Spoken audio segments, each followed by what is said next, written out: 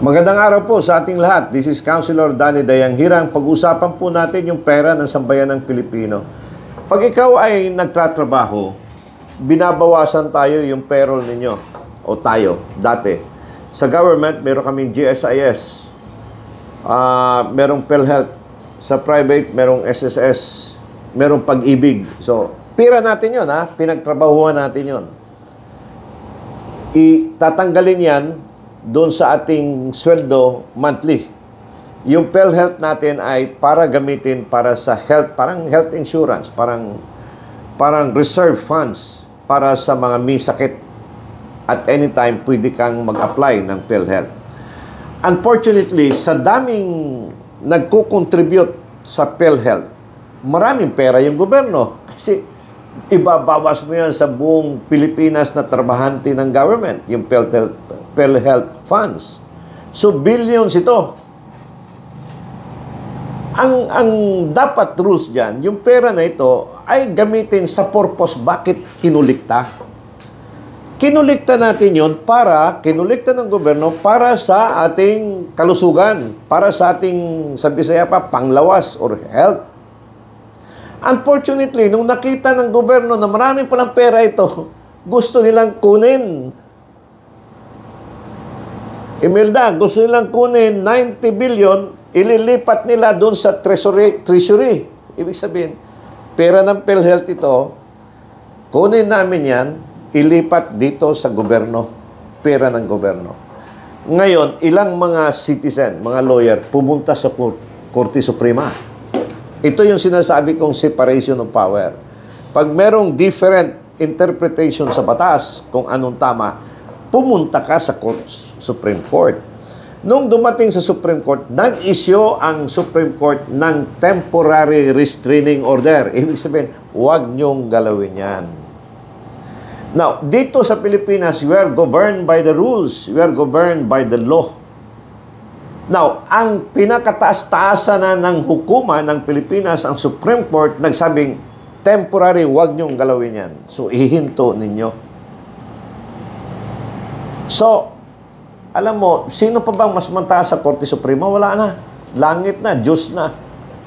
Sa tao dito sa Pilipinas, the Supreme Court is the highest. Pag yan ang nagsalita, dapat lahat ay sumunod.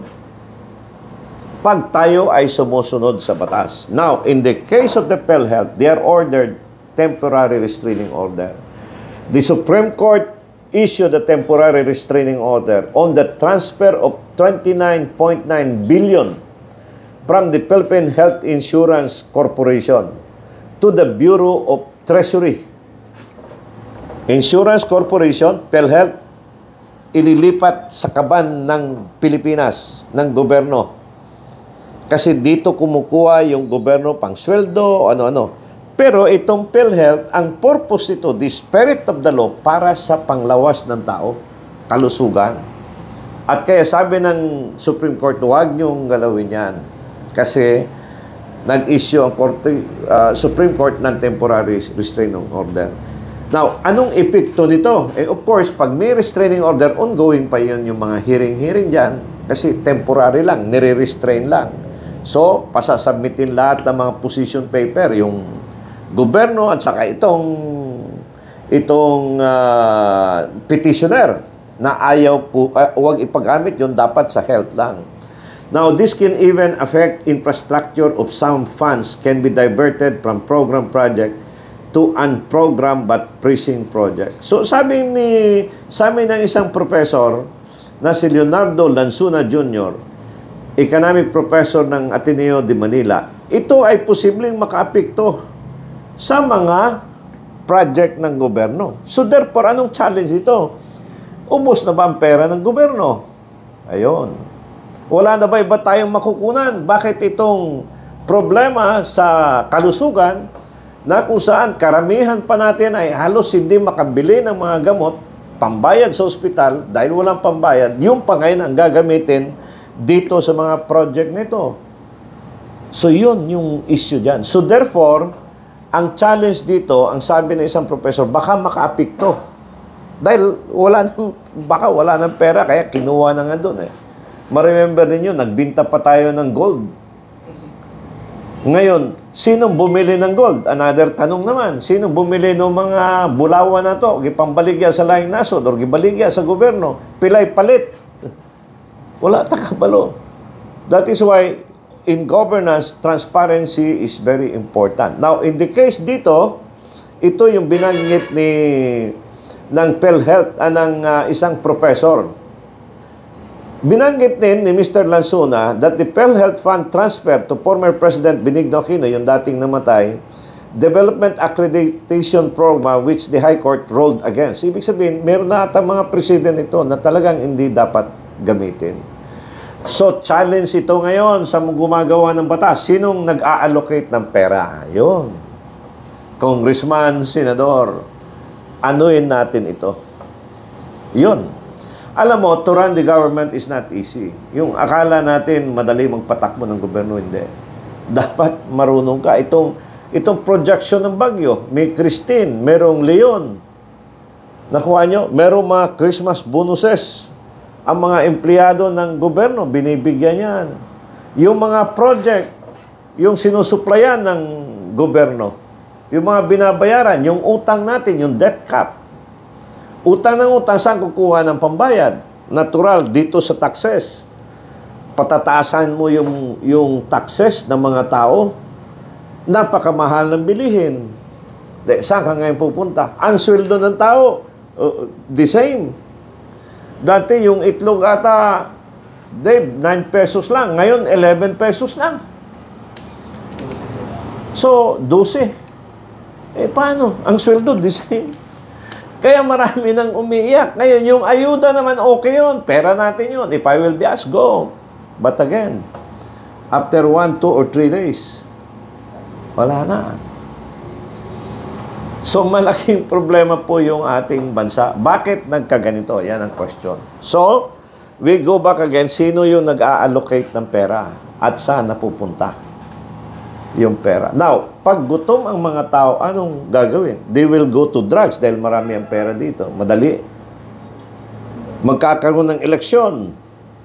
Papasok dyan yung possible narco-politics. So, marami. Marami po, hindi po bero ang nangyayari sa ating Pilipinas. Akala natin, simple lang. Ang daming problema ni President Marcos. Pero titingnan mo, lahat doon kay Duterte, imbestiga, iyak doon sa Congress, doon sa Senado. But is there anybody talk about the reduction of prices? Meron bang nagsasalita dyan? Ibaba nyo naman yung presyo ng bigas or itlog. Kaya kahit yung mga nakausap ko yung parlor owner, sabi niya, medyo mahina ngayon. Dahil paano? Sino magpapaparlor pa? Na kulang pa nga pambili ng pagkain.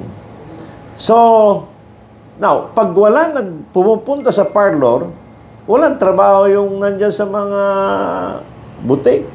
Pag walang trabaho, pag-uwi niya, nakatunga nga yung mga anak. Ganun po kahirap ang Pilipinas. Hindi lang yung sekta ng services, but even yung may trabaho ay hirap po. Dahilan, tumataas ang bilihin, hindi naman tumataas ang sweldo.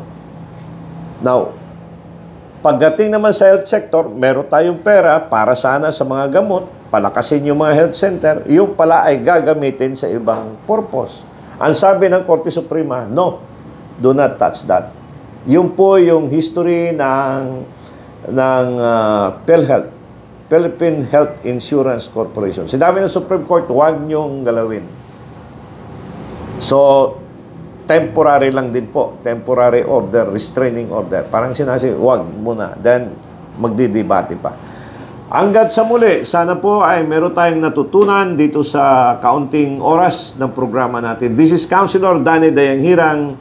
Ang ganda ng Davao, ang ganda ng Pilipinas. Mahalin po natin ito. Till next time, bye-bye Philippines. A political analyst, Danny Dayanghirang, shares his commentaries and analysis on the latest issues. As a veteran public servant, offering his insights and critical thinking. As an educator, he speaks the truth that matters. Our seasoned legislator, Danny Dayanghirang, is live every Monday, Wednesday, and Fridays at 6:30 to 7:30 p.m. via Facebook. Follow us on our social media platforms for more details. Mahalin natin ang Pilipinas.